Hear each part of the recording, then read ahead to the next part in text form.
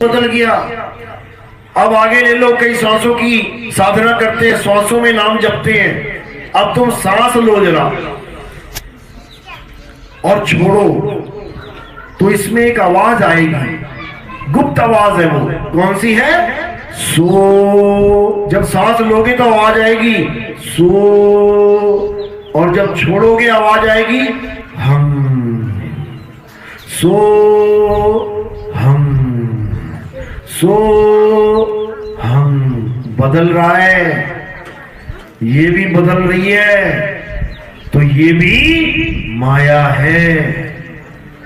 अब कई लोग कानों में उंगलियां डालते हैं और अलग अलग तरह की आवाजें सुनते हैं, 5 नाद कह देते हैं उसको। अब 5 नाद कैसे सुनेंगे? पहले एक आवाज आई, शंख की आ गई, फिर वो बदल जाएगी, फिर वो वीणा की बन गई, फिर बदल जाएगी, फिर वो बांसुरी की बन गई, फिर बदल जाएगी, फिर सारंगी की बन गई, फिर बदल जाएगी, फिर वो बादलों की गर्जना बन गई। यानी वो भी बदल रही है, यानी वो भी माया है।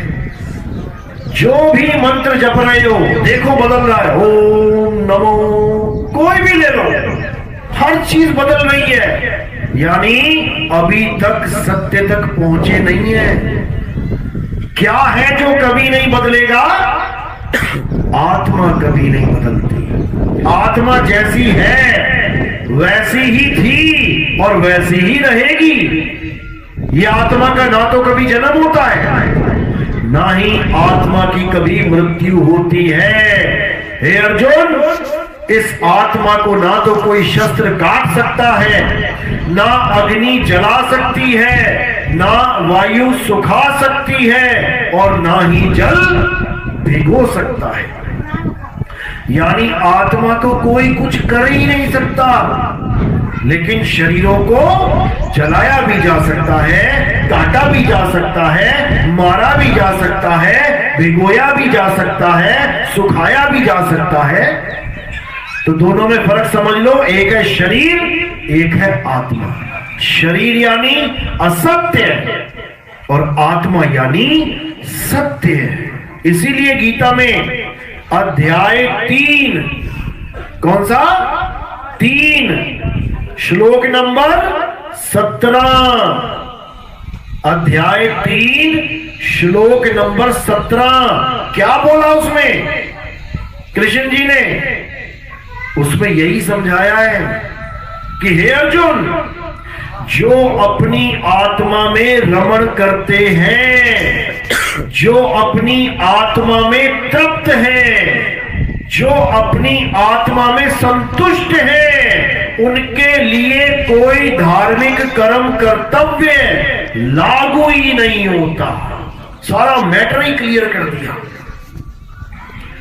पूरा मैटर क्लियर कर दिया कि सत्य और असत्य को समझ लो। आत्मा ही सत्य है, आत्मा के अलावा कुछ सत्य नहीं है। लेकिन ये जीव आत्मा को तो सारी उम्र नहीं जान पाया, कभी सोचा तक नहीं कि ये मेरी शरीर, मेरी काया चल कैसे रही है, ये हाथ हिल कैसे रहा है, ये उंगलियां कैसे हिल रही हैं, मैं खा कैसे रहा हूं, मैं चल कैसे रहा हूं। और जैसे ही आत्मा शरीर से अलग हो जाती है, ये पड़ी है लाश ढेरी। इसको चला कौन रहा है? अगर इस सवाल का जवाब आपको मनुष्य जीवन में मिल जाए ना, तो समझ लो कि जन्म सफल होने से कोई नहीं रोक सकता। लेकिन किसी का सवाल ही नहीं है ये कि मैं अपनी आत्मा को कैसे जानूं। सवाल क्या करते हैं लोग? बाबा जी मेरे घर में खुशियां कैसे आ जाएं? बाबा जी मेरी नौकरी कैसे लगेगी? बाबा जी मेरी शादी नहीं हो रही, मेरी शादी करवा दो। अरे भाई, अभी तेरी सांसें खत्म हो गई ना, ये नौकरी, ये शादी, ये घर गृहस्थी सब यही रह जाएगी 9 मिनट में। और तुझे तेरे घर वाले उठा के तेरा राम नाम सत्य कर देंगे। जीवन मिला है इंसान जन्म केवल ये जानने के लिए कि आखिर मैं हूं कौन। मेरा असली स्वरूप क्या है। ये नकली स्वरूप तो सबको पता लग गया, मैं लड़का हूं, मैं लड़की हूं, लेकिन मैं आत्मा हूं, ये कब पता लगेगा। इसी को पता करने के लिए तुम्हें परमात्मा ने बुद्धि, विवेक, विचार इसलिए दिया है, बाकी किसी को नहीं दिया है। किसी जानवर को इतना बुद्धि विवेक नहीं दिया जितना इंसान को दिया है। क्यों दिया इंसान को? क्योंकि उसने दया करके एक मौका दे दिया कि 1,84 में तो भटक ही रहा है, पता नहीं कितनी बार कुत्ता, बिल्ली, हाथी, घोड़ा, सांप, बिच्छू बन गया, चलो एक बार इसको इंसान जन्म मिलता है तो इसको बुद्धि, विवेक, विचार दे देते हैं, शायद ये अपने इस जन्म को सफल कर ले और इसका जन्म मरण सदा सदा के लिए खत्म हो जाए। लेकिन इंसान परमात्मा से भी सियाना है, उसने ये बुद्धि विवेक कहां लगा लिया? उसने ठगी करने में लगा लिया। इसका माल भी मेरा हो जाए, उसका भी मेरा हो जाए, ऐसे लूट कर लूं, ऐसे कष्ट, ऐसे इकट्ठा कर लूं, करते करते करते इतनी बड़ी ढेरी बना के टिकट कटवा के चला जाता है। कितना ही माल इकट्ठा कर लो, 1 रुपया छोड़ो, 1 पैसा आ जाएगा, क्या कहानी है। तो ये एक ऐसा पिंजड़ा है जिसको एक दिन छोड़ के ये हंस उड़ जाएगा। तो जो आम पिंजड़ा होता है, तोते का पिंजड़ा देख लो, जिसमें तोता रहता है, उसमें केवल एक दरवाजा होता है। वो दरवाजा खोला, तोते को डाला, दरवाजा बंद कर दिया। वो दरवाजा एक होता है, और अगर वो एक दरवाजा तुम केवल 20 सेकंड के लिए खोल के इधर उधर उठाओ, 10 सेकंड के लिए छोड़ो, 5 सेकंड के लिए, तो तोता दिखाई देगा तुम्हें अंदर। तोता 2 मिनट में फुर्र निकल जाएगा। रोता हुआ निकलेगा कि हंसता हुआ, यानी खुशी होगी एक या रो रहा होगा। खुशी में छोड़ेगा और तुम लाख बार चूरी बादाम फेंक देना कि आजा आजा आजा, आ जाएगा क्या मुड़ के? वो कभी ना आता, बड़ी मुश्किल से तो जान छूटी बेचारे की। तो उस दरवाजे को 5 सेकंड के लिए खोल दो, तोता निकल जाएगा। इस पिंजड़े में कितने दरवाजे हैं इसको अच्छे से समझ लेना, क्योंकि तुम ही हो वो तोता। तोते को ही ज्ञान समझा रहा हूं मैं कि बेटा जब पिंजड़ा छूटेगा तो क्या करना है। ये किसी और तोते की बात नहीं कर रहा मैं, तुम ही हो वो तोता। अब तोता जिस पिंजड़े में बैठा है, इस पिंजड़े के कितने दरवाजे हैं गिनो जरा। कहां है दरवाजे? कभी दरवाजे देखे इस पिंजड़े के? नहीं देखे, आज दिखा देते हैं। कबीर साहब कहते हैं 10 द्वारे का पिंजड़ा और तामे बोले पौन, और रहीबे को अचरज है और उड़ा सो अचरज कौन। कहते हैं ये वो तोता है जो ऐसे पिंजड़े में रहता है जिसके 10 दरवाजे खुले पड़े हैं, ये कभी उड़ता ही नहीं है। कौन से दरवाजे हैं? ये देखो, 1 2 3 4 5 6 7 और 2 दरवाजे नीचे हैं, लैट्रिन और बाथरूम के। ये दरवाजे गिनोगे तो 9 हैं। ये 9 दरवाजे खुले हैं बिल्कुल, बचपन से लेके बुढ़ापे तक, मरते दम तक ये दरवाजे खुले ही रहेंगे आपके। लेकिन एक दरवाजा ऐसा है जो मां के गर्भ में तो खुला हुआ था, लेकिन जैसे ही बाहर आता है, क्योंकि तोते को फंसाना भी तो है, अगर 10वां द्वार भी खुला रहेगा तोता भुर हो जाएगा, तो उस दरवाजे को बंद कर दिया जाता है। अब 9 दरवाजे खुले हैं और एक दरवाजा बंद है। अब जितने तोते अज्ञानी हैं वो कहां से निकलेंगे? 9 दरवाजों में से। जब तोता निकलेगा, यानी किसी की मृत्यु होगी, तो उसकी लैट्रिन निकल जाएगी, यानी नीचे वाले दरवाजे से निकल गया। किसी का पेशाब निकल जाएगा, यानी नीचे के दरवाजे से निकल गया। किसी की जुबान निकल आएगी बाहर, मुंह खुला रह जाएगा, यानी तोता यहां से निकल गया। किसी के नाक में से खून निकलने लग जाएगा, समझ जाना कि तोता नाक के दरवाजे से निकल गया। किसी की आंखें बाहर आ जाएंगी गोल गोल अंडे की तरह, समझ जाना कि आंखों से निकल गया। किसी के कान में से ब्लड आ जाएगा, तो समझ जाना कि तोता कान के रास्ते से निकल गया। 9 दरवाजों में से अगर तुम निकल गए तो कार्ड पे स्वर्गवास लिखवाना, चाहे कुछ भी लिखवा देना, कुछ नहीं होने वाला। कहां चले जाओगे? 1,84,000 कीड़े मकोड़े, कुत्ता बिल्ली हाथी घोड़ा, मक्खी मच्छर खटमल, सांप बिच्छू कॉकरोच, पता नहीं क्या क्या बनना पड़ेगा। बनना पड़ा या क्या पड़े हुए हैं। देखो गाय बैल बकरी तुम्हारे सामने है, कभी उनकी आंखों में देखा करो, गाय की आंखों में देखा करो जाके, क्या दिखेगा? एक आंसू की धारा दिखेगी तुम्हें, इतनी गाढ़ी होगी कि उसके निशान पड़ गए होंगे। बहुत खुश नहीं है गाय कि तुम सोचो कि गाय में तो 33 करोड़ देवी देवता है, वो तो खुश होगी, रो रही है, भोग रही है अपने इस 84 के चक्कर को, रो रही है और तुम्हें संकेत दे रही है तुम मत रोना, नहीं तो आज जो लड्डू पेड़े गुलाब जामुन खा रहे हो फिर घास खानी पड़ेगी सूखी भूखी। खा के देख लेना थोड़ी सी चबा के, चबा पाओगे कि नहीं, क्योंकि वहां पर चबानी पड़ेगी। तो वो यही संकेत दे रहे हैं तुम्हें। आज तुम बढ़िया मकान बना के आराम से रह रहे हो, किसी कुत्ता कुतिया की योनि में आ गए तो गलियों में सोना पड़ेगा, बिना मकान के बिना बेड के नाली का पानी पीना पड़ेगा। आज तो आरओ लगवा रहे हो घरों घरों में, साफ सफाई का पूरा ध्यान है। सुअर बन गए तो पता है खाना कहां मिलेगा, सुअर बन गए तो ब्रेकफास्ट कहां होगा पता है? नाली में होगा, और खोद खोद के लोगों का खजाना जो वहां गिरा पड़ा उसको खाना पड़ेगा।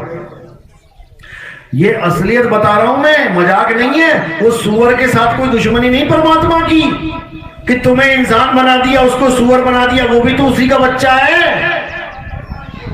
तुम्हें भी बनना पड़ेगा, याद रखना, जैसे उस ऋषि को बनना पड़ा था।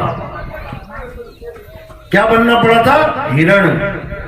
भागवत में कथा आती है, एक ऋषि था, सारी उम्र ओम नमः शिवाय ओम नमः शिवाय ओम भगवते वासुदेवाय, हरे राम हरे कृष्ण, सारी उम्र भगवान का नाम जपता रहा, सारी उम्र वेद पुराण गीता पढ़ता रहा, सारी उम्र हवन यज्ञ करता रहा, बूढ़ा हो गया, मरने वाला समय आ गया। तो क्या हुआ? एक हिरण का बच्चा आ गया उसके आश्रम में, उसको बड़ा अच्छा लगा, उसने पाल लिया। अच्छा किया कि बुरा किया? अच्छा किया। हिरण के बच्चे को पालना अच्छी बात है, जानवर को पाल लिया, उसकी सेवा कर रहा है, घास खिला रहा है, पानी पिला रहा है, खूब उसको देख रहा है, उछल रहा है, बड़ा अच्छा लग रहा है, आनंदित हो रहा है घास खिला के। अच्छा किया, जीव की सेवा है, तुम भी खिलाओ। तो धीरे धीरे धीरे उस हिरण से इतना प्रेम हो गया कि अब उसके बिना उसको कुछ नजर ही नहीं आ रहा है। जब देखो तब हिरण के बारे में सोच रहा है। एक दिन बैठा हुआ है भक्ति करने के लिए, नाम जप रहा है भगवान का, एकदम संदेशा आया, अंदेशा हुआ कि शरीर छूट रहा है। अब जैसे ही शरीर छूटने की बारी आई, अब महात्मा जी का ध्यान कहां चला गया? हिरण के बच्चे में। अरे मेरे जाने के बाद इसे कौन पालेगा? अरे मैंने इसको बांध रखा है गले से, अगर कोई भेड़िया आ गया, कोई शेर आ गया तो ये भाग भी नहीं पाएगा, ये मर जाएगा।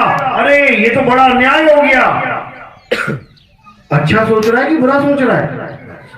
किसी के बारे में अच्छा सोच रहा है कि बुरा सोच रहा है? अच्छा सोच रहा है। अब इस अच्छे का फल क्या मिला उसको हिरण बनना पड़ गया। वो हिरण की योनि में चला गया और उसके बाद सारी उम्र शेरों के आगे जान बचाता हुआ भाग रहा है बेचारा। हालत खराब हो गई उसकी।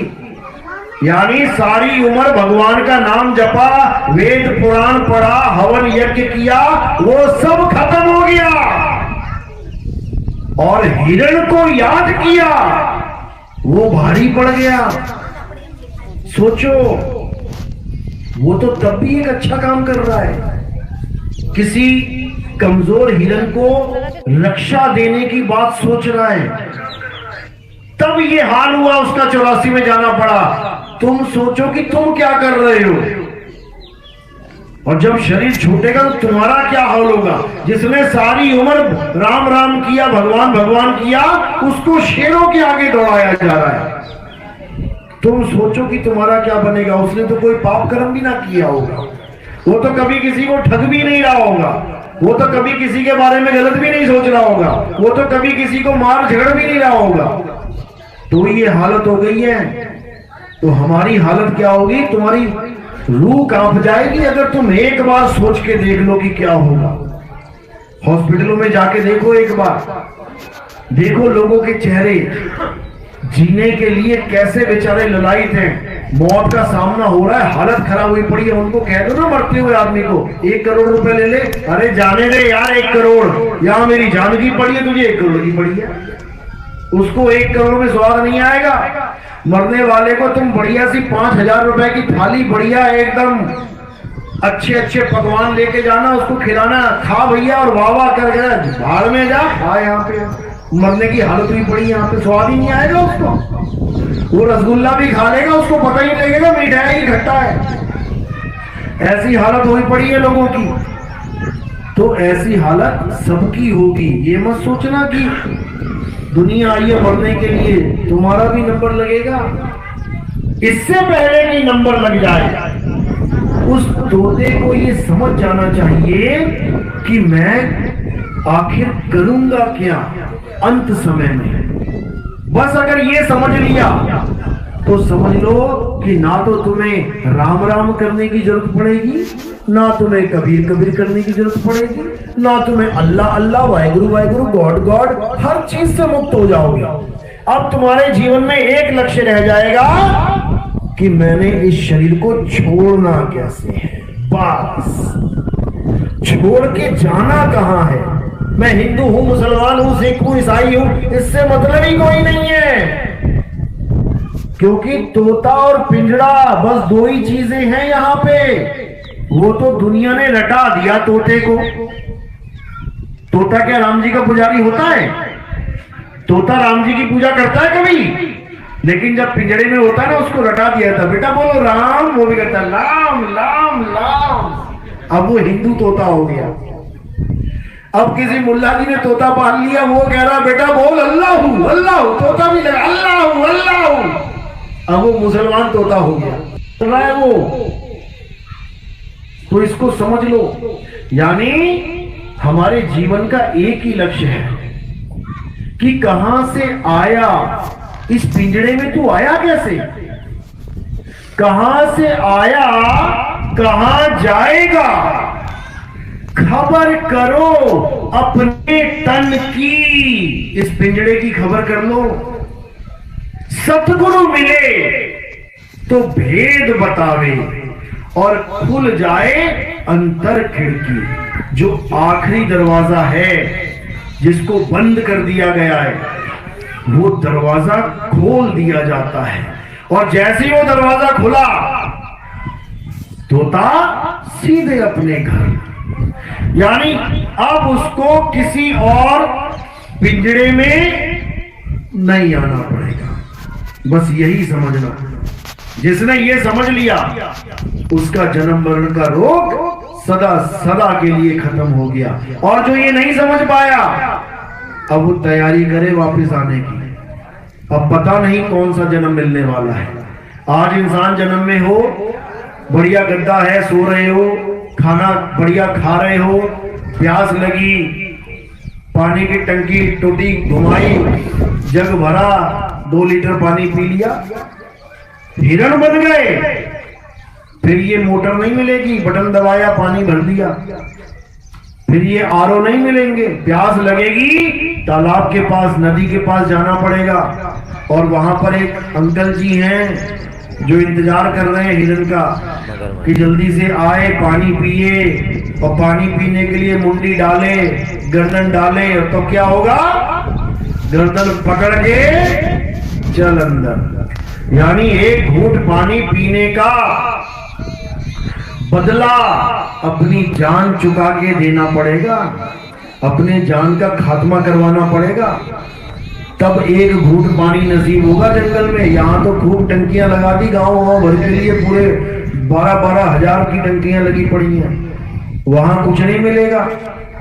तो इससे पहले कि वो दुर्दशा हो जाए, जाग जाओ, जाग जाओ और इस दुनिया से भाग जाओ। साहिब कह रहे हैं, भाग भाग रे फकीर के बाल के, कनक और कामिनी से शेर लागा, अरे फाड़ के खाएगा तू खड़ा चिल्लाएगा, बड़ा बेवकूफ है जो ना भागा।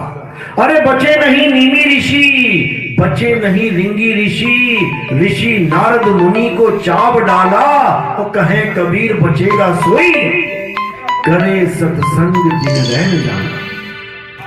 सत्संग करना पड़ेगा तुम्हें। सत्संग का मतलब ये नहीं कि माइक लगा दिया और मैंने 1 घंटा 2 घंटे का सत्संग कर दिया, हो गया सत्संग। ये नहीं है सत्संग, ये तो सत्संग की महिमा है, ये उसकी महिमा गा रहा हूं मैं सत्संग की। सत्संग का क्या मतलब होता है? सत्य का संग करना, सत्य के संग जुड़ जाना, सत्संग। तो सत्संग कब करोगे? पहले पता तो हो ये सत्य है क्या, तभी तो संग करूंगा। तो सत्य क्या है? आत्मा ही सत्य है। और संग कौन करेगा? आत्मा का संग कौन करेगा? जीव करेगा, जीव। क्यों? क्योंकि जीव ही नाना प्रकार की योनियों में भटका हुआ है। आत्मा का संग करेगा तो परम गति को प्राप्त हो जाएगा, आत्मा का ज्ञान प्राप्त होगा तो इसकी भटकना खत्म हो जाएगी। इसीलिए बोला है, आत्म ज्ञान बिना नर भटके। नर यानी जीव, ये काया में जीव बैठा है, यही हर काया में बैठा है, यहां बैठा है, वहां बैठा है, हर जगह जीव बैठा है। अब करना क्या है? इस जीव को आत्मा के साथ जोड़ देना है, यानी अपनी आत्मा का संग करना है। 24 घंटे अपनी आत्मा का ध्यान धरना है। कैसे धरेंगे ध्यान? जोगियों की तरह आंखें बंद करके। फिर घर का काम कौन करेगा? फिर सास कहेगी बढ़िया बहू मिली है, 24 घंटे आत्मा का ही ध्यान करती रहती है, आंखें बंद करके बैठी रहती है। काम कौन करेगा? काम भी आप ही करोगे, लिखोगे, पढ़ोगे, सारे काम करोगे और साथ के साथ आत्मा का ध्यान करोगे। कैसे? जैसे एक पनिहारिन मटका अपने सिर पे रखती है और चल पड़ती है घर से, 24 घंटे चल रही है, तो 24 घंटे में कितनी देर मटके का ध्यान किया उसने? उसका ध्यान मटके पे कितनी देर रहेगा 24 घंटे में से? 1 घंटा। 24 घंटे यानी वो चल भी रही है, रास्ते में कोई मिल गया तो बातें भी कर रही है, कोई झगड़ा करने लग गया तो 2-4 गालियां भी दे रही है, और आगे जा रही है, कोई मार्केट आ गई तो सौदा भी कर रही है, भूख लगी तो खड़ी होकर ठेले पे खाना भी खा लिया। लेकिन 24 घंटे में अपने मटके को 1 सेकंड के लिए भी नहीं भूला। ये है महिमा नाम की। तुम्हें ऐसा गुरु चाहिए जो तुम्हें ऐसा सिमरन बता दे जो 24 घंटे चले। 24 घंटे तुम्हें अलग से राम बोलने की जरूरत ही ना पड़े, तुम्हें अलग से वाहिगुरु बोलने की जरूरत ही ना पड़े, 24 घंटे राम के साथ जुड़े रहो। तो इसी को साहिब ने सिमरन बोला है। सिमरन, सिमरन की सुध यूं रहे ज्यों गागर पनिहार, और बोले डोले सूरत में कहे कबीर विचार। 24 घंटे सारे काम भी करोगे और परमात्मा के नाम का भी 24 घंटे सिमरन करोगे, टूटेगा नहीं वो। जब 24 घंटे उसको याद करोगे तो कहां जाओगे? अब हिरण की योनि में थोड़ी नहीं जाओगे, क्योंकि हिरण को याद करोगे तो हिरण की योनि में जाओगे। और किसी ने कुत्ता पाल रखा है, बहुत प्यार आ रहा है कुत्ते के ऊपर, तो अगली टिकट तुम्हारी कुत्ते की योनि में जाने वाली है मेरे भाई। वहीं से आना पड़ेगा तुम्हें इस संसार में, क्योंकि जहां आशा वहां वासा। अरे जहां आशा तहां वासा होई, और वाको रोक सके ना कोई। अगर सत्संग में बैठे बैठे एकदम ध्यान आ गया, अरे मेरी गाय को छूने का टाइम हो गया है, अरे वो आने वाला था बंदा 5000 रुपया देने वाला था, मुझे निकलना जाए, अभी जहां आस लगी है वहीं पहुंच जाओगे 2 मिनट में। सत्संग वत्संग यहीं रह जाएगा, धरेगा धरा। तो जहां आस लगी वहीं तुम्हारा वास होगा, और जहां आस नहीं वहां तुम्हारा वास नहीं। बच्चा स्कूल से घर आ रहा है, रास्ते में पूरा मेला लगा हुआ है। अगर बच्चे ने ये सोच लिया नहीं मैंने तो घर जाना है, मुझे मेले से कोई मतलब नहीं, रुकेगा क्या? नहीं रुकेगा। और जिसने ये सोच लिया मेला लगा है, चाट पकौड़ी खा के जाऊंगा, खूब खिलौने देखूंगा, खूब झूलूंगा, फिर पहुंच लिया वो शाम तक घर, और उसके बाद डंडों से स्वागत होगा उसका। क्यों? क्योंकि उसने अपना समय बर्बाद कर दिया। इसी प्रकार इस संसार सागर को भी एक मेला समझ लो, और इस मेले में हम भटक गए हैं। अब डंडे से स्वागत होने वाला है थोड़े दिनों बाद, जब घर वापसी होगी तो। क्योंकि मेले में हम इतना उलझ गए कि अब घर जाने का मन ही नहीं है, कोई घर जाना ही नहीं चाहता, बल्कि रास्ता ढूंढते हैं भैया इस मेले में ही रहे, गुरुजी बचाए लो, डॉक्टर साहब बचाए लो, मेले में ही रहना चाहते हैं, क्योंकि घर वापसी कोई नहीं करना चाहता। लेकिन साहिब क्या कह रहे हैं?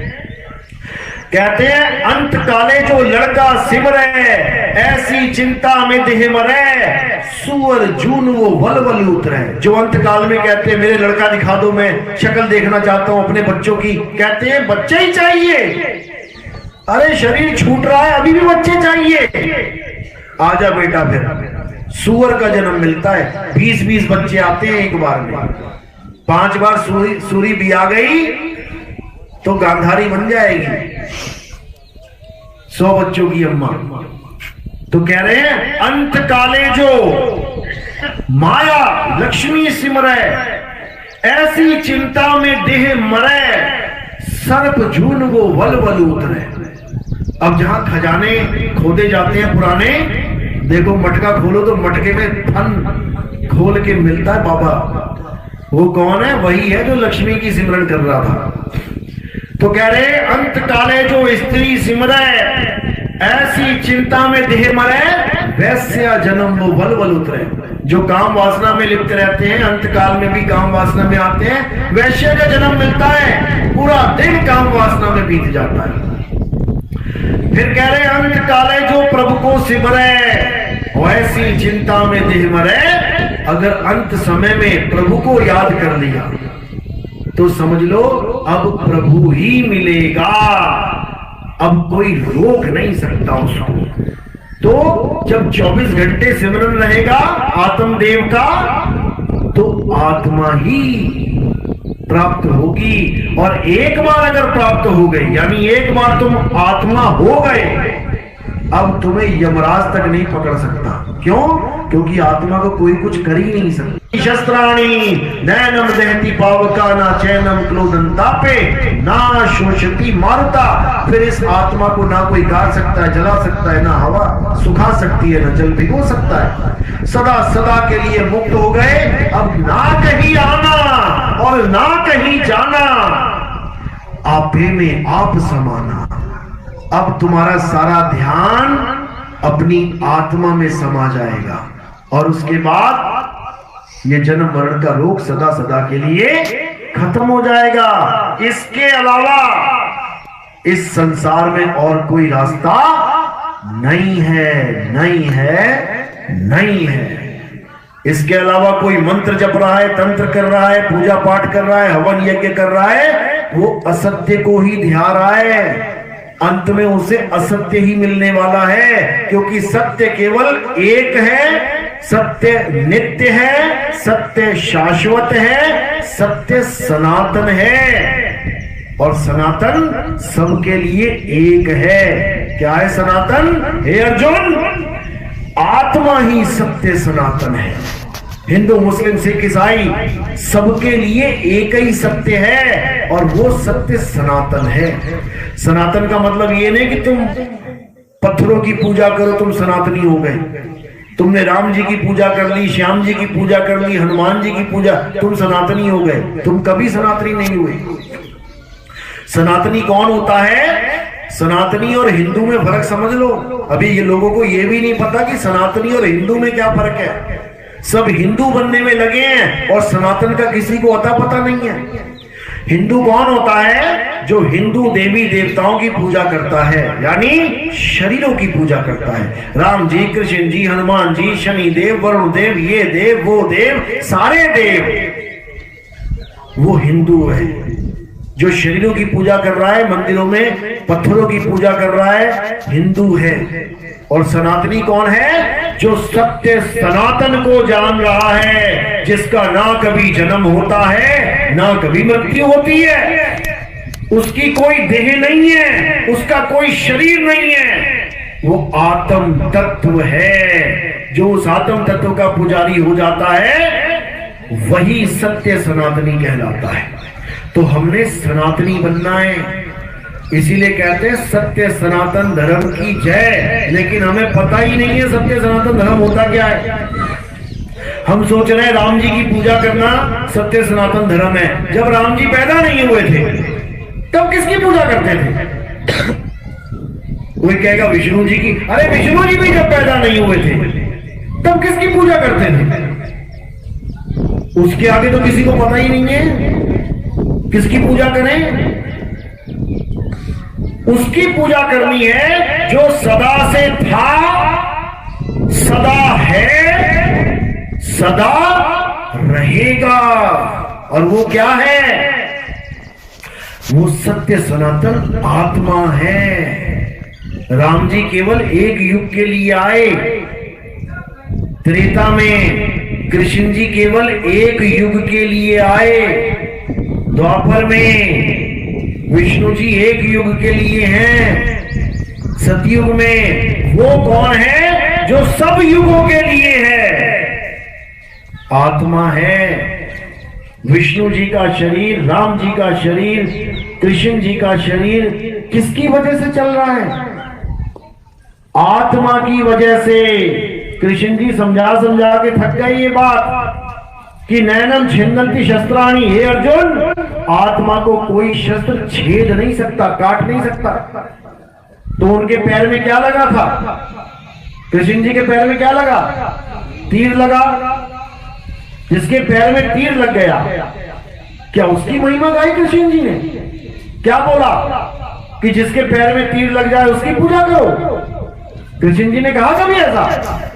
अरे कृष्ण जी ये समझाते रहे नैनम छिन्नन्ति शस्त्राणि, उसकी पूजा करो जिसको शस्त्र छेद नहीं सकता। और हम किसकी पूजा करने लग गए? जिसके पैर में तीर लग गया। यही अज्ञानता है, यही अज्ञानता है। क्योंकि हम समझ ही नहीं पाए कि बात जा कहां रही है। हम समझ ही नहीं पाए कि आत्मा होती क्या है। इसीलिए हमारा लेवल डाउन होता होता होता होता चला गया और हम अपने सत्य स्वरूपी स्वरूप को, सत्य सनातन धर्म को भूल गए। अब दोबारा से याद कराने के लिए कलयुग में एक कल्कि अवतार का जिक्र आता है। सुना है कभी नाम कल्कि अवतार? किस किस ने सुना है? हाथ खड़ा करो जरा। कल्कि अवतार सुना है? अच्छा, क्यों आएगा वो अवतार? कारण क्या है? राम जी क्यों आए थे? रावण को मारने के लिए। कृष्ण जी क्यों आए थे? कंस को मारने के लिए। कल्कि अवतार क्यों आएगा? किसको मारेगा वो? किसको मारेगा? कौन से राक्षस को मारेगा? कभी नाम सुना है उस राक्षस का? कल्कि अवतार कहां आएंगे पता है? कौन से गांव में आएंगे? नहीं पता। मतलब जो चले गए उनकी पूरी जानकारी ले लो। राम जी कहां पैदा हुए थे? अयोध्या में। कृष्ण जी कहां पैदा हुए थे? कहां हुए थे? कृष्ण जी कहां पैदा हुए थे? तो तुम्हारा भला कौन करेगा? जो चले गए या जो आएगा वो तुम्हारा भला करेगा। जो आएगा तो एक कल्कि अवतार आएगा और वो तुम्हें इस जन्म मरण से मुक्त करेगा। उसके बारे में जानना शुरू कर दो। इंटरनेट खंगालो, ग्रंथ पढ़ो, भविष्य पुराण पढ़ो, जिसमें हमें भविष्य बताया गया है। यहाँ ऐसे बाबा मिले हैं जो तुम्हें 2, 4, 5, 10 दिन का भविष्य बताने में लगे हुए हैं, पर्ची बना बना के। और जो हम सबका भविष्य ठीक करने आएगा उसकी ABCD नहीं जानता कोई। अपने पुराण पता है ना तुम्हें? कौन कौन से हैं? 18 पुराण। उसमें एक पुराण ऐसा है जिसका नाम ही भविष्य पुराण है। उसमें तुम्हारा भविष्य लिखा हुआ है, पढ़ो जाके। यानी सब तोतों का भविष्य लिखा है कि मुक्ति मिलेगी कि पिंजरा मिलेगा। तो जिस तोते को मुक्ति चाहिए उसको अच्छे से पढ़ लेना। सारे भेद लिखे हैं उसमें। उसमें यह लिखा है कि कल्कि अवतार आएगा, वही कल्याण करेगा सबका। ये राम जी कृष्ण जी तो कर गए अपने समय में जिसका कल्याण करना था। समझ लो इस बात को। द्वापर युग में मुझे बता दो राम जी का नाम किसने जपा? कोई राम जी का पुजारी था द्वापर युग में? बता दो। त्रेता में राम जी आए, चले गए, एक बंदे ने भी राम का नाम नहीं जपा। कृष्ण कृष्ण हो रही थी द्वापर में। क्यों? क्योंकि राम जी का समय समाप्त हो गया। वो डॉक्टर चले गए, अब नया डॉक्टर आया है द्वापर युग में, कृष्ण नाम का। वो कर रहा है सबका इलाज। अब कृष्ण जी भी चले गए, अब कौन करेगा इलाज? अब कल्कि अवतार करेगा इलाज। तो अपना डॉक्टर ढूंढना शुरू कर दो, इससे पहले कि कैंसर इतना बढ़ जाए कि प्राण निकल जाए। ढूंढना शुरू कर दो, क्योंकि समय तुम्हारा आने वाला है, ज्यादा लंबा समय नहीं है। एक आदमी का एवरेज समय कितना इंडिया में जीने का पता है?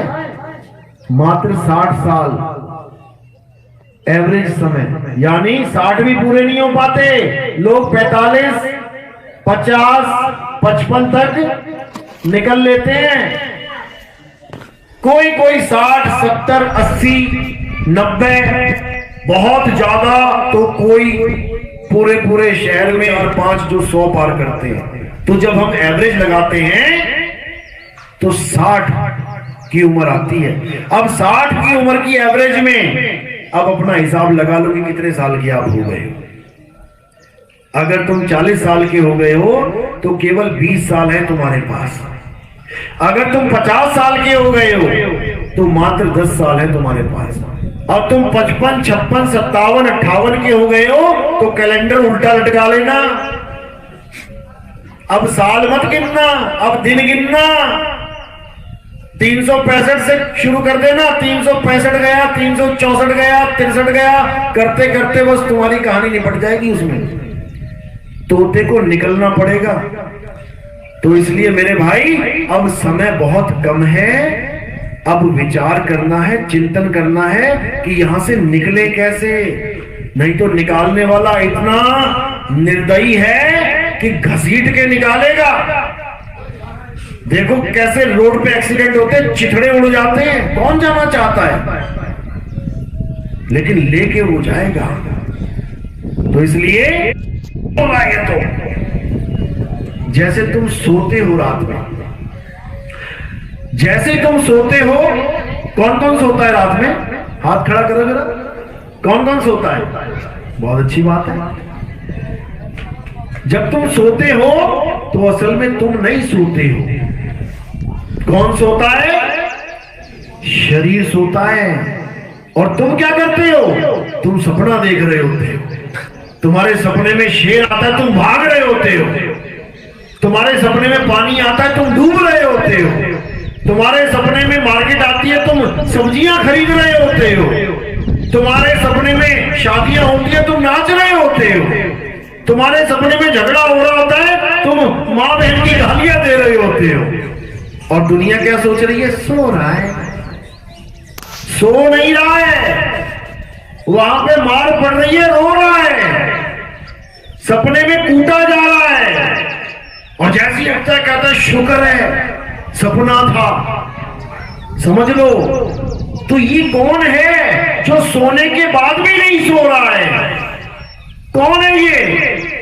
यही तुम हो जो सोने के बाद भी नहीं सो पा रहे हो, क्योंकि तुम कभी सोते ही नहीं हो। इसी प्रकार तुम मरने के बाद भी नहीं मर पाओगे, क्योंकि तुम मरते ही नहीं हो। कौन मरेगा?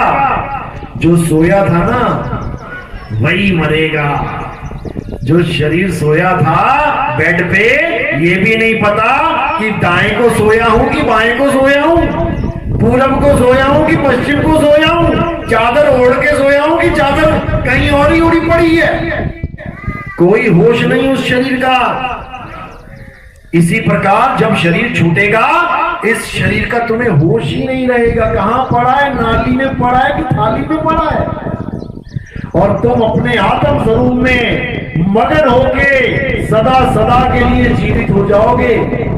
ऐसी अवस्था मिल जाएगी, तुम कहोगे बाप रे बाप, इसको कहते हैं मरना। अरे पहले क्यों नहीं मर गया मैं? इसको कहते हैं मरना। अगर यही मौत है तो इससे सुंदर और कुछ है ही नहीं। इसीलिए साहिब ने बोला, जिस मरने से जग डरे अब मेरे मन आनंद, और मरने पर ही पाइए पूर्ण परमानंद। पूर्ण परमानंद। उसके बाद कोई कमी नहीं रह जाएगी जीवन में, सदा सदा के लिए मुक्त हो जाओगे। चलो तो आज का सत्संग यही समाप्त करते हैं। समझ में भी आई मेरी बात की? 2 घंटे बर्बाद किसके किसके समझ में आई? हाथ खड़ा करो जरा। बहुत अच्छी बात है। इतने हाथ गांव में खड़े ही नहीं हुए कभी। बहुत अच्छी बात है अगर इतनी बात समझ में आ गई है तो, क्योंकि परमात्मा की अपार कृपा होती है अगर ये बात समझ में आ जाए तो। नहीं तो राम राम जप ले, श्याम श्याम जप ले, हनुमान हनुमान जपले वाले बहुत बैठे हैं यहाँ पे। उनकी बात बड़ी जल्दी समझ में आ जाती है, लेकिन ये बात समझ में नहीं आ। इसलिए आत्मा के ज्ञान को इससे पहले कि शरीर छोड़ना पड़े प्राप्त कर लो। आत्म ज्ञानी बनो, पत्थर ज्ञानी नहीं। अरे जो बोले ना डोले, जो खाए ना पिए, तुम उसको भगवान मान रहे हो।